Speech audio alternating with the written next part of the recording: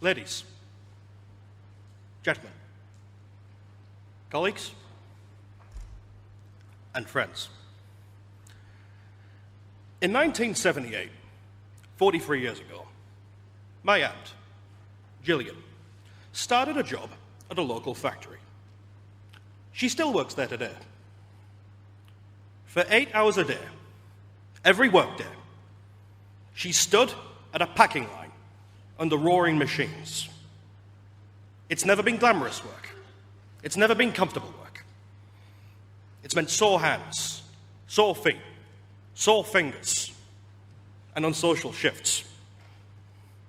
But despite that, once, Jill felt that it was a fair job. Nearly every year, pay and conditions slowly and steadily improved on just one wage. Her pay packet could be enough to furnish a deposit for a house and a mortgage. And so she and her partner put down roots, bought a modest house, and planned for a prosperous future. As they planned it, she'd only need to work to pay for holidays or home improvements. They'd work hard, but be able to retire early and enjoy their golden years.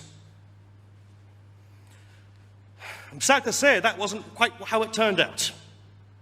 Jill's now about to turn 60, and she can't afford to quit. Her wages have been stagnant for 20 years.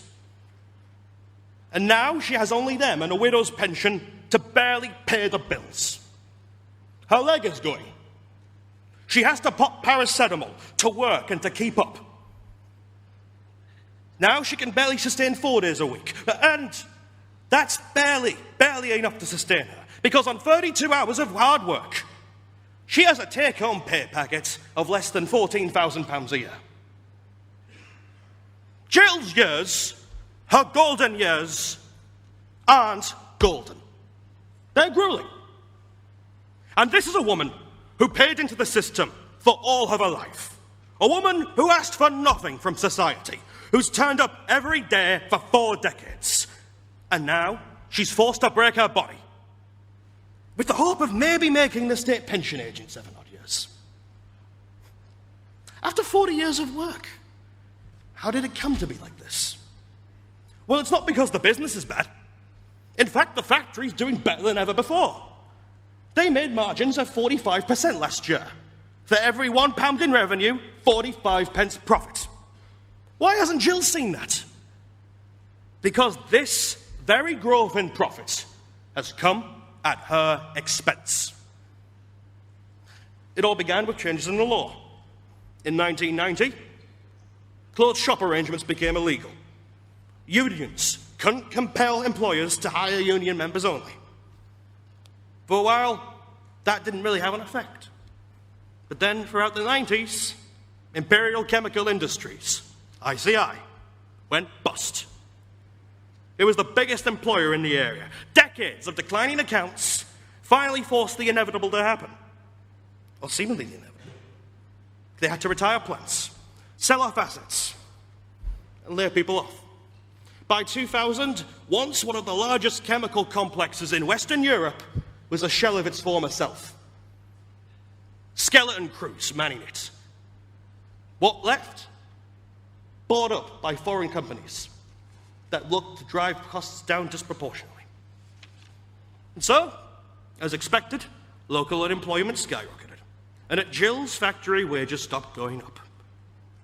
Both on paper and in practice. The union was undercut by desperate workers looking to do anything to support their families. And you know, within a few years, the factory even stopped hiring full-time employers. They went to an agency on contractors they called up on the day, often young people from Eastern Europe, willing to work for a pittance. When Jill began her career in 1978, a single wage earner could provide for a family of 4 or more. 4 years of the average full-time wage was enough to buy a house outright. And wages kept going up. Flash forward to 2021. Even 2 full-time breadwinners struggle in this country to bring up 2 children. The average house costs 8 years of average full-time wages. With some parts of London, it reaches 25. And the wages themselves are stagnant. Last week, the IFS, the Institute of Fiscal Studies, showed that the average wage is not going to exceed 2008 levels until 2026. What Jill's seen on the ground is a transformation in the British economy. It's a transformation that's dire for her, but it's even direr for the next generation. Because in conjunction with an overinflation of house prices, young people aren't paid enough to put down roots. Between 1996 and 2016, home ownership among under 34s collapsed from 65% to 27%. And it's not just housing people of my generation cannot afford. Paying up front for anything has declined. Financing, often with predatory interest rates, has become essential for the young generations, especially those forced to work in cities like this one. Whether it's car financing, credit cards, buy now, pay later schemes, the expectation of buying anything outright is now a joke. Together, we have a generation of adults growing up who are objectively poorer than their parents, who own less and expect less from life. We have a generation that feels like it lacks a stake in our society.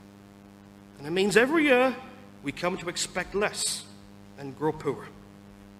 It means we can't even have enough children to sustain ourselves.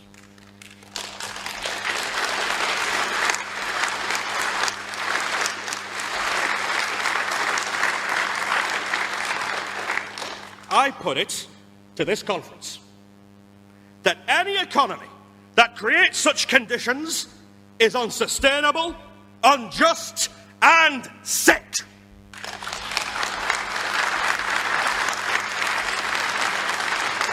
And it should be no surprise that in such an economy, where hope and prosperity is scarce, that a society becomes sicker. When there's no incentive to act, plan, and think for the future, it's of no surprise when our culture at large rots away.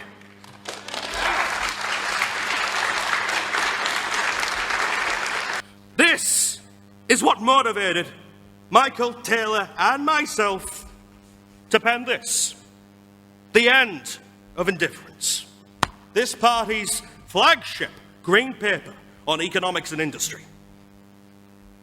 Because the trends that immiserated Jill, immiserated the working class, immiserated the middle class, and have immiserated the next generation are not coincidences. They are true to 40 years of governments that stopped caring for our interests. They were due, as you may have guessed, to 40 years of indifference. It was 40 years of indifference to what was made and by who.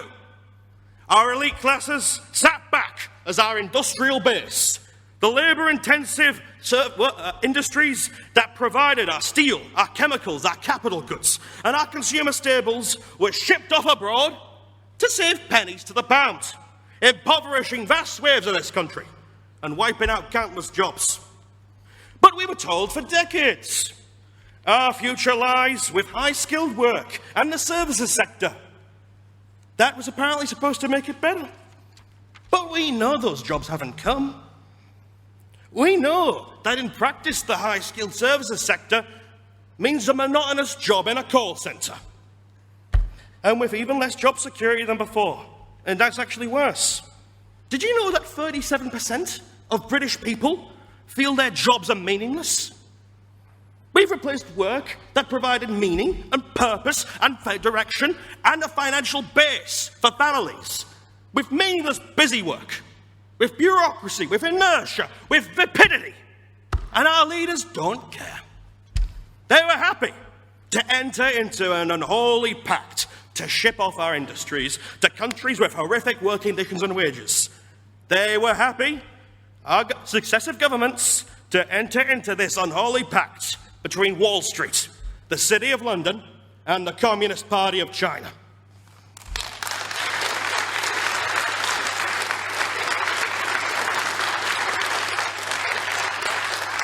But that's just the start of the indifference. There's the housing supply, in the pockets of property owners and developers. Alongside useful idiots on the ground, much-needed house building has failed to happen for decades, all while the government sold off most of our social housing stock and refused to replace it. And then rolled in decades of low interest rates and buy-to-let mortgages. The result? Obviously, rents and house prices at record levels, robbing the young and poor to line the pockets of the rich property owners that now dominate our political process.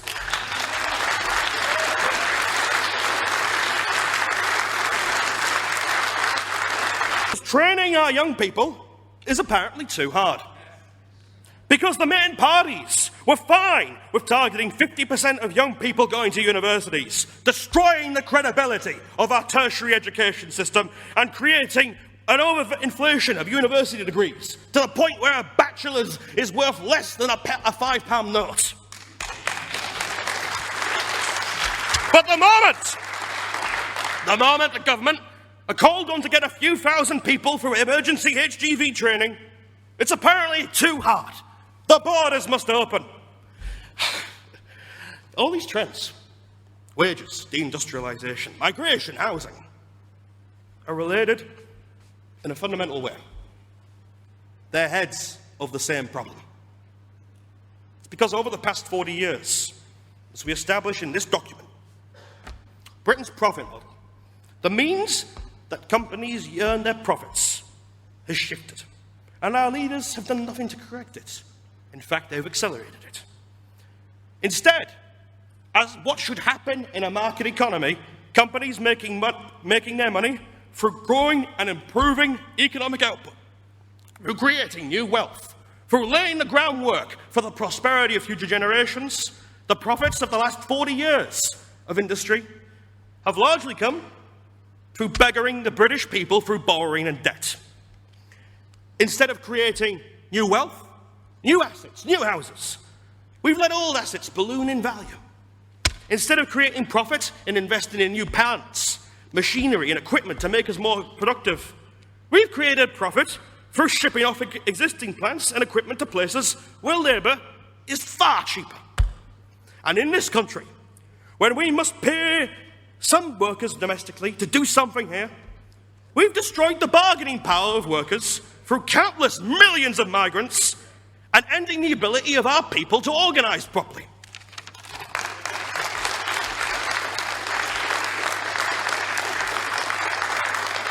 And so, the average person grows poor, swallowed up by debt, unable to claim a stake in our society.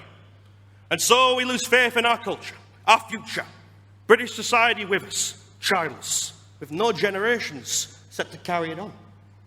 This could be the death of our society as we know it.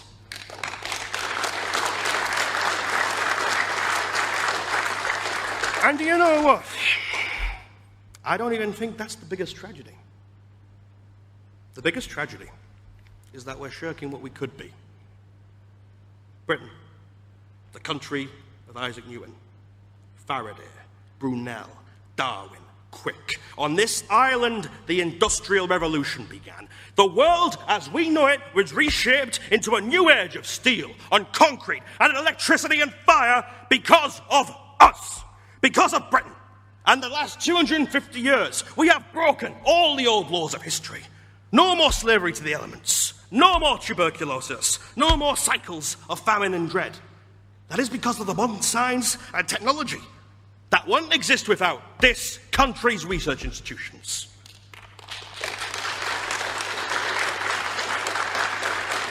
The modern world, all its greatest parts, could not exist without our, Britain's, ingenuity and potential. And if I believe in one thing in this world, if I have one unyielding, unshakable conviction, it's this: Britain's greatest contributions to the human race do not have to be in the past. Whether it be in material science, energy generation, nanotechnology, space infrastructure, or countless other fields, we have the ability to lead the world. We have the technological base. We have the intellectual capital. But to do that, we have to invest. We have to grow. And that requires us embracing a high productivity, high wage society. And if we do that, there's no question, our intellectual capital won't stay in the lab. The Golden Triangle of Oxford, Cambridge and London can turn this country into a technological and industrial hub that will make Silicon Valley look like a village.